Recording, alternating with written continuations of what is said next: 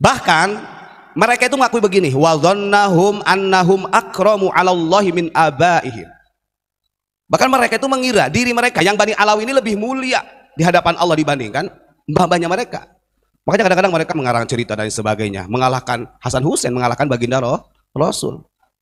Kanjeng Nabi Muhammad Isra Mi'raj yang masyhurnya 1 kali, ada dari Bani Alawi sampai 70 kali berulang-ulang. Iqtiradil Alawiyah kata Imam Ghazali. Ini bukan fotokopi. Kalau mau serang Imam Ghazali tuh di sana di kuburannya. Dan Imam Ghazali sendiri pun boleh mengatakan bukan benci, tapi ini akan mengakar, bertransformasi yang bahaya ini. Iqtiror kayak gini, tipu daya. Ya, sekali lagi saya sampaikan, kita tidak pernah membenci kepada siapapun. Bahkan ketika 2014 se-Asia Tenggara datang ke pesantren itu dijamu luar biasa oleh Abu Yamamah Ghufran. Kenapa kok mereka itu bersandar kepada jid-jidnya lah, kepada mbah-mbahnya yang dibuat kekuatan mereka untuk mendoktrin umat. Id aba'uhum ma'aghayatil wara'i wat taqwa kanu khaifin. Karena udah jelas kalau nenek moyangnya Kanjeng Nabi Muhammad, Hasan Husain, Sayyidina Ali, Fatimah, itu mereka yang betul-betul di sini ghayatul wara', orang yang sangat wara', orang yang sangat bertakwa, dekat dengan Allah. Walaupun begitu kanu khaifin, mereka masih punya rasa takut kepada Allah. Artinya martabatnya betul-betul martabat yang luar biasa. Nah, anak turunnya bagaimana? Wahum ma'aghayatil fisqi wal fujuri aminun. Sementara anak turunnya, kata Imam Ghazali, mereka itu bukan ghayatul wara', sebalikannya, ma'aghayatil fisqi. Orang fasik. Wal fujuri, fujur itu kalau bahasa Jawanya lacut. Bahasa Indonesianya apa kalau lacut itu? Jadi orang yang jahat lah, zalim, jahat, bahasanya begitu. Lagi-lagi di sini Ustadz ini sebetulnya bicara siapa ya?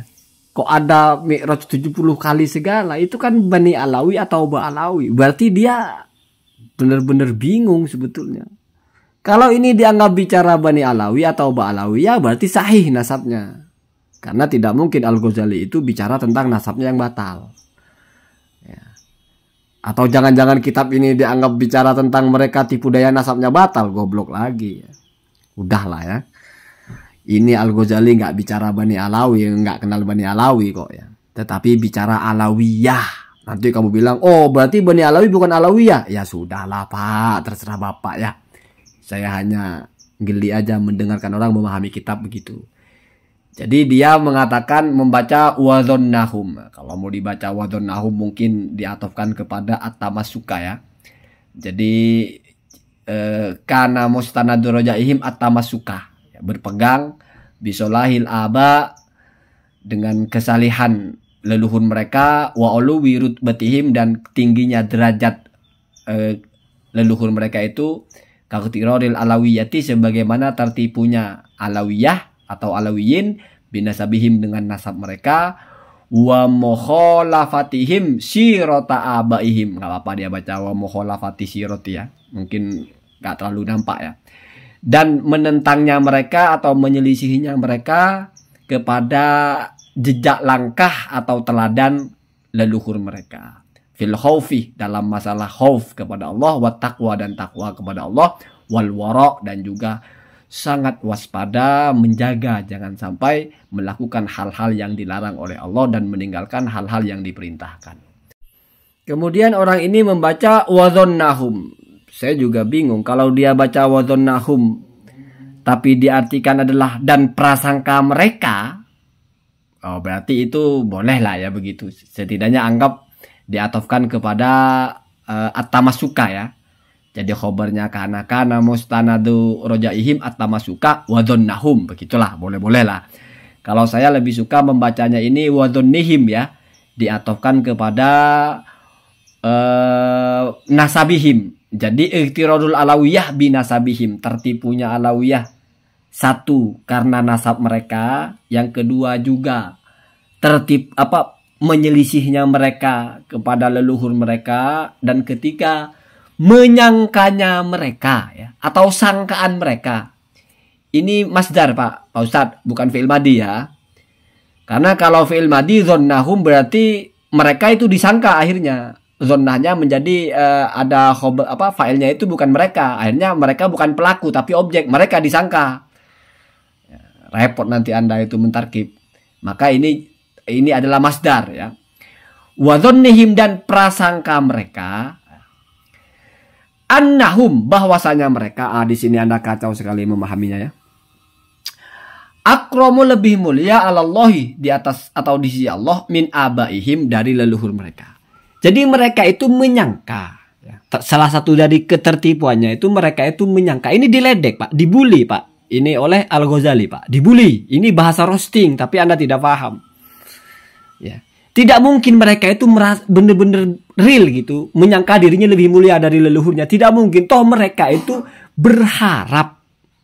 Mereka itu ngandelin leluhurnya. Kalau mereka merasa lebih mulia, masa mau berharap dan ngandelin kepada yang di bawahnya? Gitu Pak. Nggak logis Anda menerjemahkan itu. Ya. Mesti mereka ini mengagungkan leluhurnya karena meyakini mereka lebih mulia.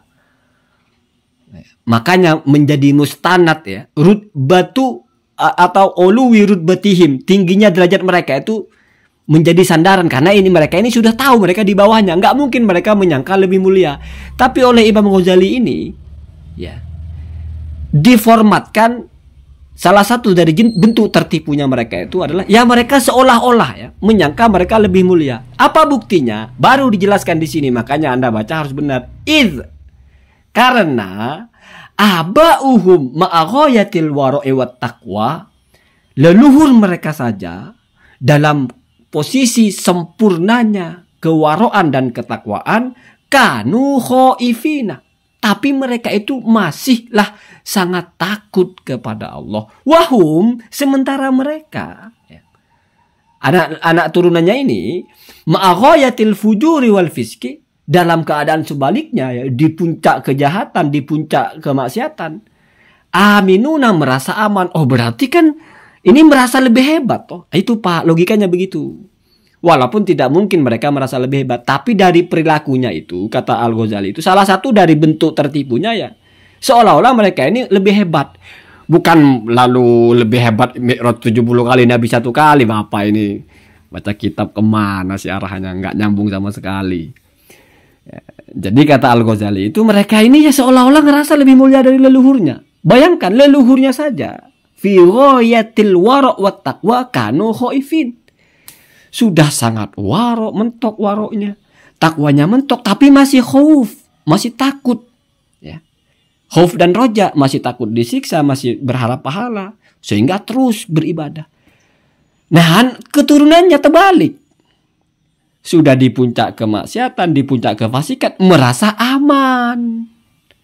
Makanya Bapak tadi nggak baca tadi aminun. Apa maknanya? Bingung kan? Nggak nyambung. Karena dua kalimat dipotong.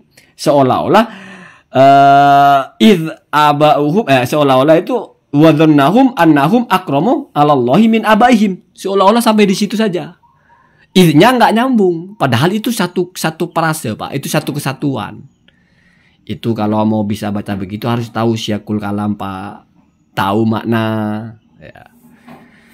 Harus agak ditinggikan lagi jam terbang, atau setidaknya dipelajari dulu, dipikir-pikir dulu masuk enggak gitu.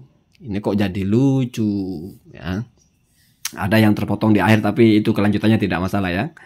Wahwa apa wahia ghayatu al-ightirar ya. Allah itu adalah puncak ketertipuan ya. Jadi ini adalah puncak ketertipuan ya, seperti ini ya.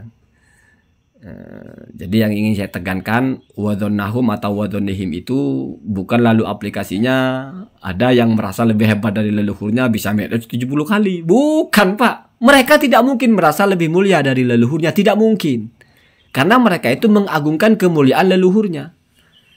Ada orang yang merasa, ada nggak kira-kira orang kaya mengandalkan orang miskin? Wah, saya kalau butuh apa-apa enak tinggal minta ke bos. Bosnya lebih miskin ternyata. Kan nggak mungkin Pak ya. Orang yang ngandelin orang lain itu mesti yang diandelin itu kita akui dia lebih tinggi. Itu logika Pak. Jadi aneh. Logikanya Pak Ustadz ini jadi lucu kalau baca kitab begini ya. Ya karena tidak paham sebetulnya. Jadi kata Al-Ghazali itu diledek Pak. Di roasting lah bahasanya. Bahkan mereka ini menyangka gitu. Kayaknya gitu. Nyangkanya itu mereka lebih mulia dari orang tuanya, dari leluhurnya.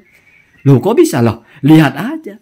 Leluhurnya sebegitu takwanya, sebegitu waroknya, masih takut. Lah mereka sudah sebegitu jahatnya malah merasa aman. Kan berarti mereka seolah-olah lebih hebat dari leluhurnya. Ya. Sama lah Pak, kalau kita ngeledek ada orang nggak gablek duit, nggak gablek rokok, nggak gablek makan, tapi diem aja nggak kerja. Sementara ada orang yang mungkin hidupnya sudah mapan tapi setiap hari kerja. Terus kita bilang, wah orang ini lebih kaya dari mereka ini pengangguran lebih kaya dari orang-orang kaya itu. Kenapa? Lah mereka duitnya sudah banyak masih kerja kok. Lah ini nggak punya duit, malah diem aja nggak kerja. Berarti kan lebih hebat mereka tuh. Artinya yang tidak butuh aja masih nyari duit ini. Yang nggak punya duit malah angkang-angkang kaki. Itu kan diledek Pak. Aslinya kan tidak mungkin mereka merasa lebih kaya Pak. Mesti mereka merasanya lebih miskin, nggak punya apa-apa. Ngandelin yang kaya begitu kira-kira ya. Jadi itu diledek oleh Al-Ghazali ya. Maksudnya itu, atau kalau maksudnya nggak diledek ya mungkin mereka itu secara tidak sadar gitu menganggap dirinya lebih mulia. Tapi alasan lebih mulianya itu yaitu keadaannya itu, gambarannya itu loh. Kamu di puncak kejahatan kok ngerasa aman, leluhurmu saja di puncak ketakwaan masih merasa tidak aman. Berarti kamu lebih hebat dari mereka gitu loh. Bukan lalu ngarang-ngarang cerita Mi'raj 70 kali. Kalau itu kan nyata-nyata misalnya dianggap benar, berarti itu memang mendeklar lebih mulia dari leluhurnya Pak. Tidak mungkin leluhur mereka Rasulullah kok. Memang mereka orang goblok merasa lebih mulia dari leluhurnya. Leluhur mereka para sahabat. Ada orang lebih mulia dari sahabat, lebih mulia dari Rasulullah? Tidak mungkin, karena ada hierarkinya gitu ya. Gitu Pak ya. Jadi saran saja, ini kitab tidak bicara Ba'alawi Pak. Ini kitab bicara Alawiyah, tidak bicara Ba'alawi. Maksudnya di situ tidak ada kalimat yang maksudnya adalah Ba'alawi. Karena di situ adalah nisbatnya kepada Sayyidina Ali, yaitu kata Ali menjadi Alawi, menjadi Alawiyah. Sementara Ba'alawi itu sudah kalimat asalnya Alawi, bukan dari kata Ali. Itu Pak ya, mohon maaf lahir batin. Saya mungkin ngeritiknya agak kasar, tetapi ini biar kita sama-sama hati-hati lah ya. Bicara di publik itu harus hati-hati. Ya mungkin kemampuan sama tapi kurang hati-hati ya. Atau mungkin terlalu semangat ya. Allahumma hadina hadasabil.